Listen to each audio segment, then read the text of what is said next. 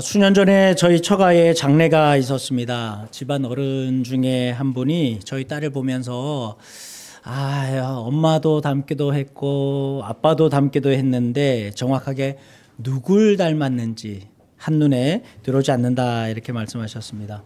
마침 저희 어머니께서 문상을 오셨습니다. 어머니를 보는 순간 알겠더라는 거죠. 할머니 닮았구나. 아니나 다를까 저희 어머니 어릴 때 사진을 보면 저희 딸아이의 얼굴이 그 사진에 할머니 사진에 한 70년 전 그 사진에 아이의 얼굴이 이렇게 보입니다. 격세유전이라고 하죠. 세대를 넘어서 유전이 이루어지는 것을 말합니다. 격세유전은 그냥 어떤 외모만 이렇게 해당되지 않습니다. 남녀 가리지 않고요. 그리고 또 성격도 격세유전 되기도 합니다. 할아버지가 엄한 분이면 아버지가 좀 어떻습니까? 기가 푹 죽죠. 아버지가 소극적입니다. 또 아버지가 좀 우유부단하면 자녀에게서 강단 있는 모습 보일 수도 있습니다. 여러분 가정은 좀 어떻습니까? 누가 누굴 닮았습니까? 어차피 엄마 50% 아빠 50% 닮습니다. 어차피 아빠를 많이 닮은 것 같아도 50, 50입니다. 외할아버지, 외할머니 25, 25, 또 할아버지, 할머니 25, 25. 유전자는 아주 공평하죠. 왕정국가나 사회적 리더십, 교회에서도 이런 모습 어렵지 않게 볼 수 있습니다. 어떤 조직에서 경직된 분위기가 이렇게 줄을 이루다 보면 사람들의 마음이 자연스럽게 따뜻하고 또 인자한 사람에게 마음이 가기 마련이죠. 다윗이 강력한 리더십을 가지고 이스라엘을 통일한 왕이었습니다. 그의 아들 솔로몬 어땠겠습니까? 겁이 많았습니다. 아주 소심했습니다. 그래서 동맹국 공주와 정략 결혼을 했습니다. 후궁이 무려 1000명. 아이고야.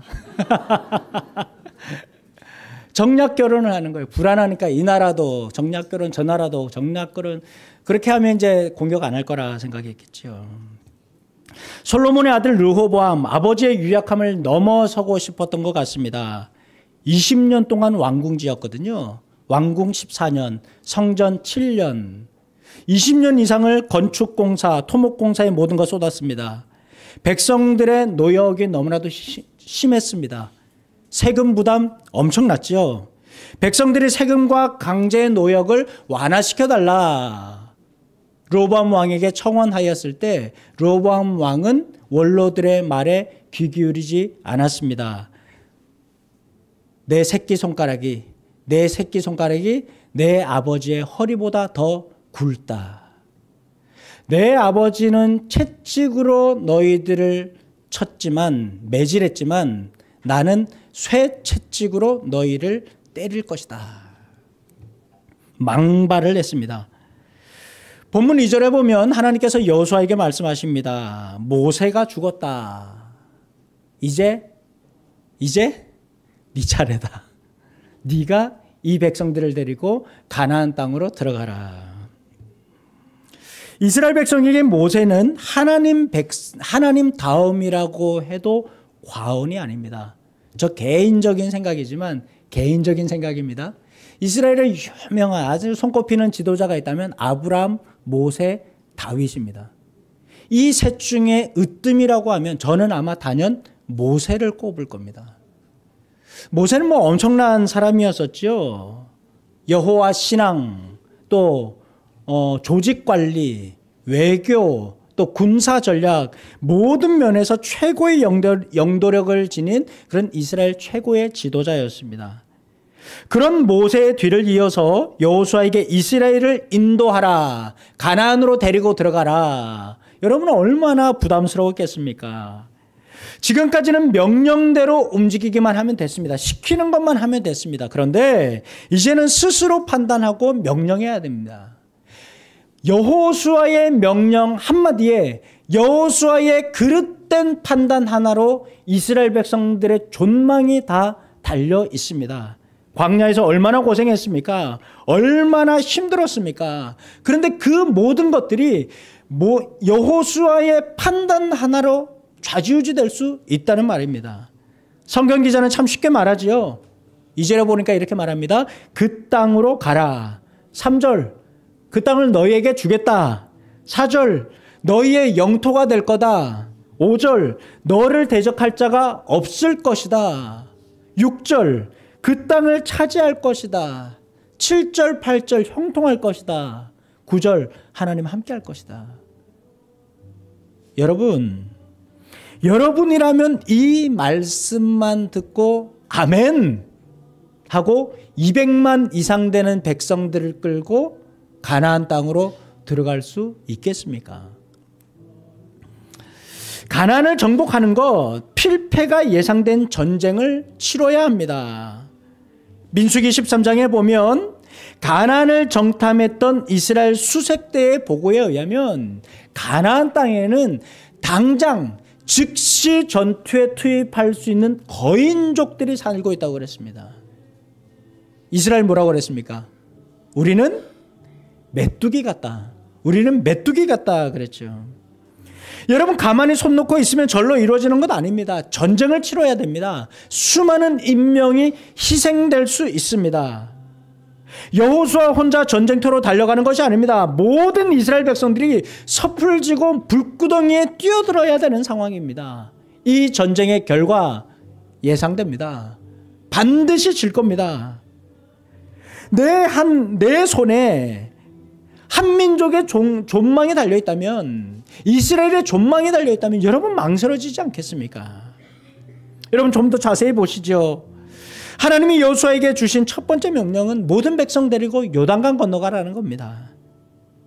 이스라엘 백성들 중에는 훈련된 군인도 있지만 모든 백성 데리고 어린아이 있습니다. 노인들이 있습니다. 병든 사람들이 있습니다. 모든 백성 데리고 요단강 건너가라 하십니다.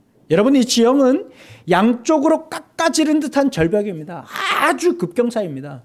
이스라엘 땅 평지가 아니거든요. 가끔 오해하시는 분이 있습니다. 시편 23편 생각하면서 이스라엘은 그냥 스위스처럼 넓은 초원 위에 양떼가 이렇게 풀을 아니에요. 이스라엘 땅은 절벽이에요. 절벽. 이 절벽 위에 세워진 도시입니다. 깎아지른 듯한 절벽 사이로 이 골짜기 아래로 요단강이 흐르고 있습니다. 그리고 이 수면 아래로는 해수면의 다른 곳보다 300m나 더 아래에 있습니다. 세계에서 가장 깊은 골짜기가 요단강 아래에 형성되어 있습니다. 좁고 깊은 이곳 유속이 얼마나 빠르겠습니까? 얼마나 빠르겠습니까? 건널 수 있을까요? 배를 탄다고 해서 이곳 건너겠습니까? 여러분 그런데 하나님께서는 이곳 건너가라. 그것도 모든 백성들 데리고 가라고 하시죠. 여러분 이거 이치에 맞지 않는 일이잖아요. 어떻게 보면 여러분 결론적으로 말씀드려서 어떻게 보면 이거 하나님께서 가르치지 않았으면 이거 어떻게 건너가겠습니까? 건너갈 수 없는 거예요. 그런데 여러분 만약에 요단강을 건너갈 수만 있다면 광야 생활은 이걸로 끝입니다. 만약에 요단강 건널 수만 있다면 오랫동안 기다리고 고대했던, 오랫동안 기도해왔던, 정말 눈물 흘리며 간절히 부르짖었던 약속의 땅에 들어갈 수 있습니다.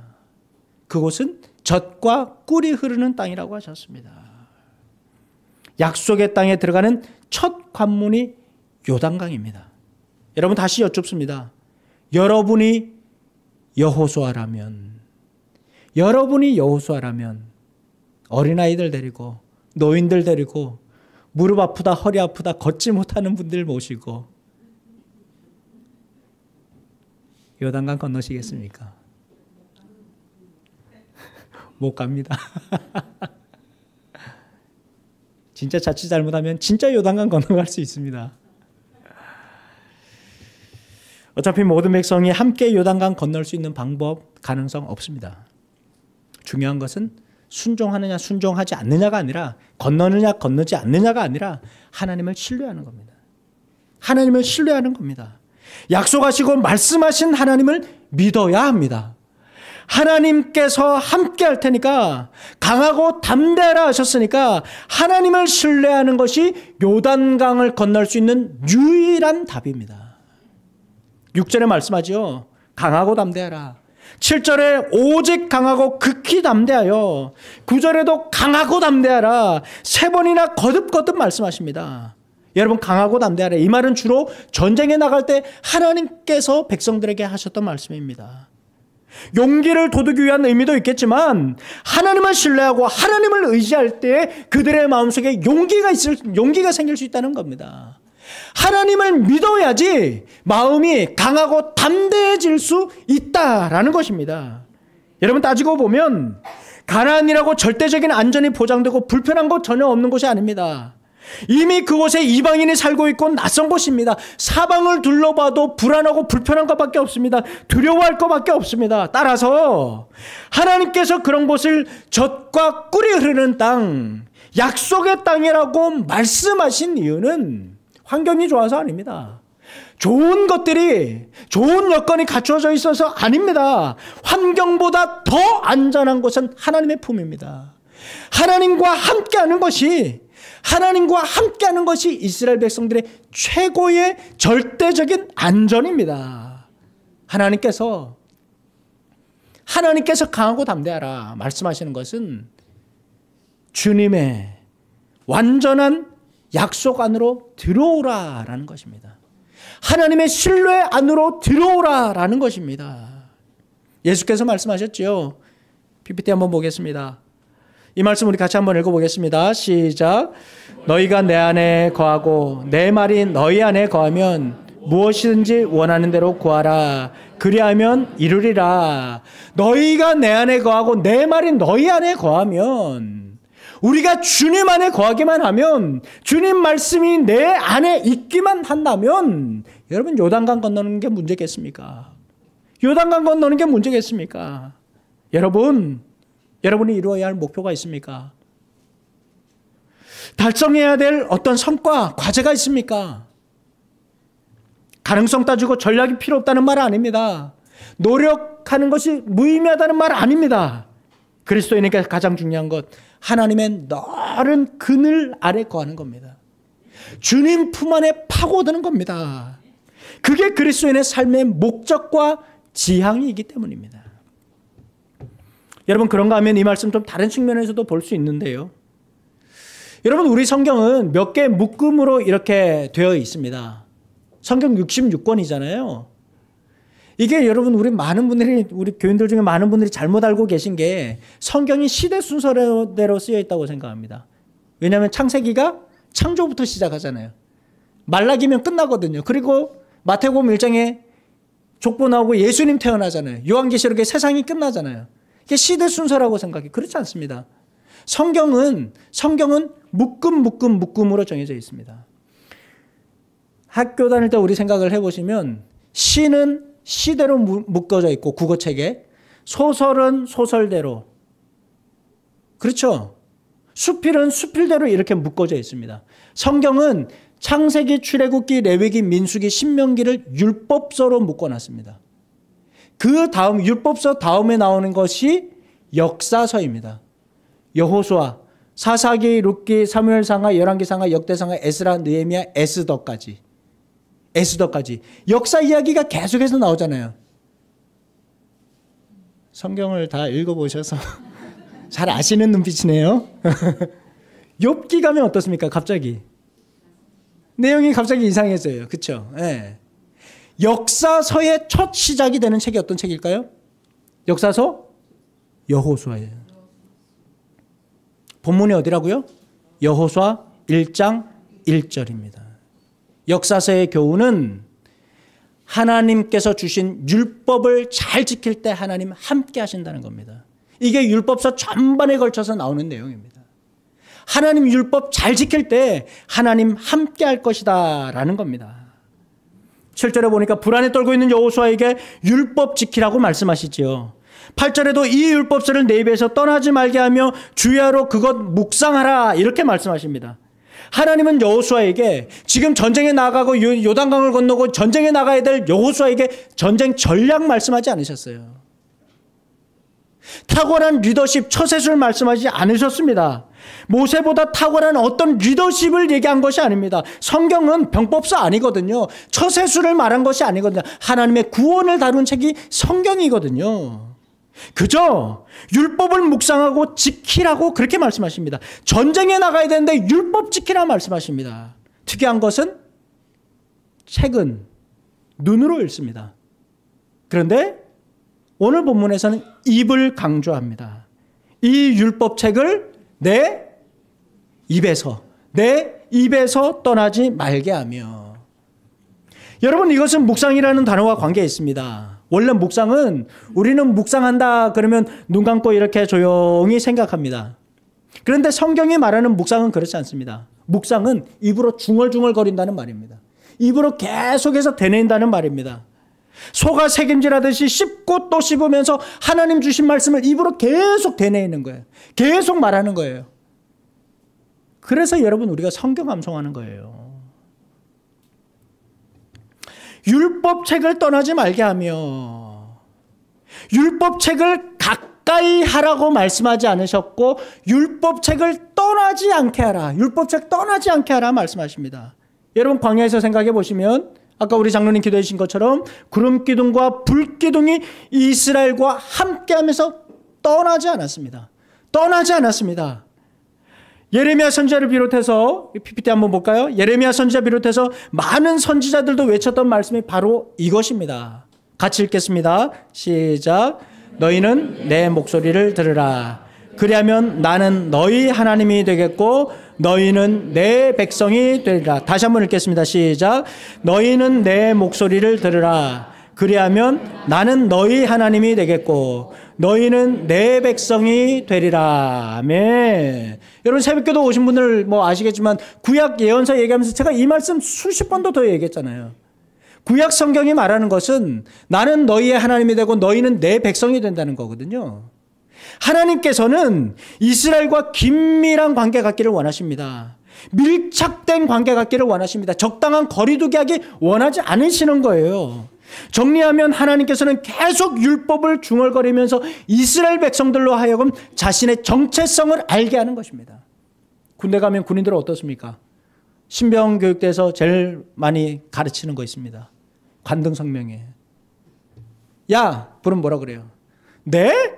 이러면 이제 그날 보면 또 이제 한번 울고 자는 거예요, 그냥. 야! 병장 손청근. 여러분, 이게 얼마나 입에 익냐면요. 제가 군대에서 여러 가지 의무병 치료도 하고 행정도 하고 여러 가지를 했었는데요. 주로 이제 절반 이상 행정병이 있습니다. 행정병이 주로 하는 일이 전화 받는 일이거든요. 휴가 나오면 어떻게 하는 줄 아세요? 집에 전화 오면 통신부하는 의무중대 병장 손청근입니다. 지금도 외우고 있어요. 통신부하는 의무중대 손청근입니다. 왜 관등성명 외워야 할까요? 왜 군인들이 관등성명을 외워야 할까요? 내가 누군지 아는 거예요. 내 신분이 무엇인지 아는 거예요. 나의 정체성을 만들어주는 거예요. 내 입에서 여호와의 율법이 떠나지 않게 하라. 내가 누구인가? 나는 하나님의 백성이라는 것 알게 하려는 것입니다. 조금 전에 우리 사도신경으로 신앙 고백했습니다. 우리가 예수의 피로 구속받은 하나님의 백성이라는 것, 우리의 모습들, 우리의 사는 것, 우리의 개성 다 다르지만, 생각도 다르지만, 생각도 정반대일 수 있지만, 다만 우리가 믿는 것, 예수의 피로 구속받은 하나님 백성이라는 것, 이것 한 입으로 고백하는 것입니다. 그것이 우리의 정체성이기 때문입니다. 여러분, 이스라엘 백성에게 하나님께서 율법 주시며 강하고 담대하라 말씀하신 것은 그 마음속에 자신감 가지라는 말 아닙니다.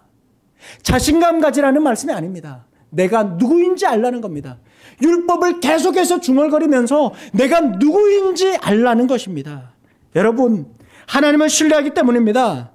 이 백성, 이 전쟁의 승리의 비결은 전쟁 무기에 있지 않습니다. 전략에 있지 않습니다. 그들은 전적으로 하나님께 매인 백성이며 그들의 힘은 하나님이 주신 율법의 준행 여부에 달려 있습니다. 그러므로 가나안 정복을 앞둔 이스라엘 백성에게 요구되는 것은 다른 무엇도 아닌 율법을 지키는 것입니다. 아무리 젖과 꿀이 흐르는 땅이며 약속의 땅이라고 해도 이 땅을 얻는 것은, 이 땅을 얻는 방법은 오직 하나님의 말씀을 신뢰하고 실천하는 것 통해서만 가능하다 말씀하십니다. 여러분, 율법을 실천한다는 것은 이스라엘이 하나님의 백성이라는 말을 대변하는 것이죠. 마치 오늘 아침에 누군가가 여러분이 성경 들고 이렇게 가시는 거 보면 사람들은 무슨 생각하겠습니까? 여러분 보면서, 아, 저분 교회 다니시는구나. 식사할 때 기도하는 모습 보면 여러분 여기 가슴팍에다가 나 예수 믿는 사람입니다. 하나님 백성입니다. 명찰 달고 다니는 거예요. 하나님을 인식하면 인식할수록 하나님과 관계가 더 깊어질 수 있습니다. 행동으로 드러나게 되어 있습니다. 하나님과의 관계가 깊어지지 않고 영적으로 성숙하지 않은 사람이 가나안 땅 어떻게 들어가겠습니까? 가나안 땅 들어간다고 해도 그가 어떻게 되겠습니까? 젖과 꿀이 흐르는 땅이라고 하더라도 머지않아 불만족할 겁니다. 여러분, 좁은 집에 살다가 넓은 집 가면 어떻습니까? 처음에는 우와, 더 이상 바랄 것이 없지만 한 달 지나고 나면 이상하게 그 집이 좁아졌습니다. 새 냉장고 살 때는 내 평생 이제 죽을 때까지 냉장고 안 산다고 그러는데 그랬는데 냉동실 열어보면 뭘 넣을 데가 없어요. 뭐가 냉동실마다. 이스라엘 백성들 가나안 땅 들어가면 그러지 않겠습니까? 그렇지만 환경이 아니라, 공간이 아니라 하나님 안으로 들어간다면, 하나님과 친밀한 관계 속으로 들어간다면 내 주 예수 모신 것이 그 어디나 하늘나라가 되는 것입니다. 광야 40년 이스라엘 가슴에 하나님의 백성이라는 명찰 달아주는 시간이라고 해도 과언이 아닙니다. 율법을 지키면서 그것 알게 해 주셨습니다. 사랑하는 여러분, 우리 안에 요단강 앞에 서 계신 분이 계신다면 여러분이 정한 목표 잠시 내려놓고 내가 하나님 안에 얼마나 들어와 있는지, 하나님 안에 얼마나 들어와 있는지 기도하면서 곰곰이 생각해 보십시오.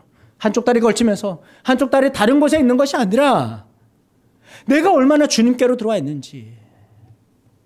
여러분이 원하는 목표를 이루게 하시는 분, 램프의 요정 진이가 아닙니다. 자동 판매기처럼 기도라는 동전 넣으면 원하는 상품이 뚝 떨어지는 것 아니라는 것이지요. 하나님은 당신의 사랑 안에서 여러분과 만나기 원하십니다. 하나님의 사랑 안에 머무는 연습하십시오. 입으로 중얼거리면서 귀로 듣고 귀로 들은 것을 다시 말씀하십시오. 이것이 여러분의 생각이 되고 이것이 여러분의 태도로 드러날 때 나는 너희의 하나님이 되고 너희는 내 백성이 될 것이다. 이 친밀한 관계 만들어질 것입니다. 강하고 담대하라. 강하고 담대하라. 그리스도인의 최고의 용기와 힘은 전쟁 무기가 아닙니다. 여호와 하나님과 함께 하는 것입니다. 이덕주 교수님이 쓴 한국교회 처음 이야기 기억하십시오. 한국교회 처음 이야기라는 책이 있습니다.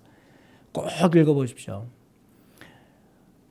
우리 선조들이 믿음 생활을 어떻게 했는지 이야기로 이렇게 쭉 풀어놓은 책이라서 뭐 전혀 어렵지도 않고요. 저 이거 뭐 굉장히 많이 읽었습니다. 그런데 가끔은 이거 읽을 때마다 성경보다 더 은혜롭습니다. 책 보다가 눈물 흘린 적이 많지 않은데 이 책은 뭐 읽을 때마다 웁니다. 두껍지 않거든요. 아주 얇거든요. 여러분 꼭 한번 읽어보십시오. 한국교회 처음 이야기. 이 책에 보면 1907년도 평양부흥운동 당시에 인천에서 활동하던 존스 선교사님이 미국 교회 선교본부에다가 보낸 편지가 있습니다. 그 내용이 이런 겁니다. 어느 날 한 교인이 이 선교부로 찾아왔습니다. 이런저런 인사를 나누고 얘기를 하다가 선교사님이 이 교인한테 묻죠. 그런데 여기까지 어떻게 오셨습니까? 왜 오셨습니까? 이분의 대답이 허무맹랑합니다. 선교사님, 저 말씀을 몇 구절 좀 외웠는데 이 암송한 말씀 좀 선교사님한테 보여드리려고 왔습니다. 대단하긴 한데 대단하긴 한데 이거 보여주려고 선교사님을 찾아왔다고요? 이거 보여주려고? 알고 봤더니 이분은 꼬박 사흘 동안 300리길을 걸어왔습니다. 선교사님 앞에서 마태복음 산상설교의 일부분을 외웠습니다. 그런데 하나도 틀리지 않고 다 외웠습니다. 선교사님이 너무나도 대견해서 여기까지 온 것도 너무 대단하고 이거 외운 것도 너무 대단해서 그것도 이제 복음이 전해진 초기인데 선교 초기에 너무 대견해서 칭찬하고 격려했습니다. 그러면서 당부하죠. 말씀 암송하셨으니까 이제는 이 말씀을 실천하도록 하십시오. 이분이 웃으면서 대답합니다. 선교사님, 제가 성경을 암송한 방법이 바로 그것입니다. 처음에 성경을 외우려고 애를 썼지만 잘 되지 않았습니다. 그래서 한 절을 외운 다음 이웃을 찾아가서 그 말씀대로 실천했습니다. 그랬더니 이 말씀이 다 외워졌습니다. 선교사님이 미국에 보낸 편지의 마지막에 이렇게 썼습니다. 한반도 산골 불신자 마을에 누구도 따라할 수 없는 방법으로 실천한 이 겸손한 교인을 상상해 보십시오. 한국교회 부흥은 당연한 것 아니겠습니까? 여러분, 지금으로부터 140년 전 우리 조상들은 이렇게 믿음 생활했습니다. 하나님을 알고 싶어서 성경을 읽었고 성경을 가슴에 이 마음속에다 담고 싶어서 성경을 암송했고 이 말씀 안에 거하기 위해서 하나님의 품 안에 거하기 위해서 이 말씀을 실천했습니다. 이 겸손한 교인을 상상해 보십시오. 한국교회 부흥은 당연한 것 아니겠습니까? 우리 조국교회가 어렵습니다. 이번에 세미나에 가면서 참석을 했더니 한 목사님께서 자기 노회에, 보통 노회면 한 30개 정도의 교회가 있거든요. 자기 노회에 90% 이상은 주일학교가 없다고 합니다. 평균 연령대가 70대 이상. 서울 얘기입니다. 서울 얘기입니다. 믿는 사람들은 불나방처럼 경주마처럼 자신이 설정한 사업과 경제적인 목표, 사회적 성공을 향해서 불꽃을 태우면서 달려갑니다. 헌금도 하지 않습니다. 이만큼 벌기까지는, 이거 사기까지는 헌금도 하지 않습니다. 이 고비만 지나면 되는데, 이 일만 끝나면 되는데, 이것만 성공하면 되는데, 이것만 10년이 흘렀습니다. 땅이 목적지가 된 사람은 그 땅에 들어갈 수 없습니다. 설령 들어가더라도 이스라엘 백성들처럼 됩니다. 하나님은 여러분을 당신의 교제권 안으로 부르십니다. 여러분은 지금 어디 계십니까? 여러분 안에 하나님이 있습니까? 여러분 가슴에는 하나님의 백성이라는 인식표가 붙어 있습니다. 하나님의 말씀을 여러분 가슴에 담으십시오. 하나님의 사랑 안에 머물러 계십시오.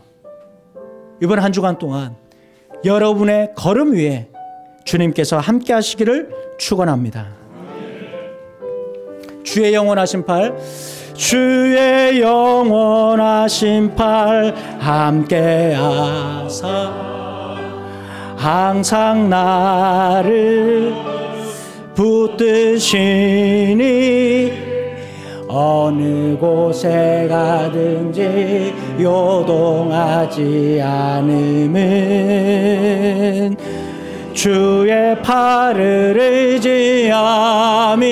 주의 영원하신 팔, 주의 영원하신 팔 함께 하사 항상 나를 붙드시니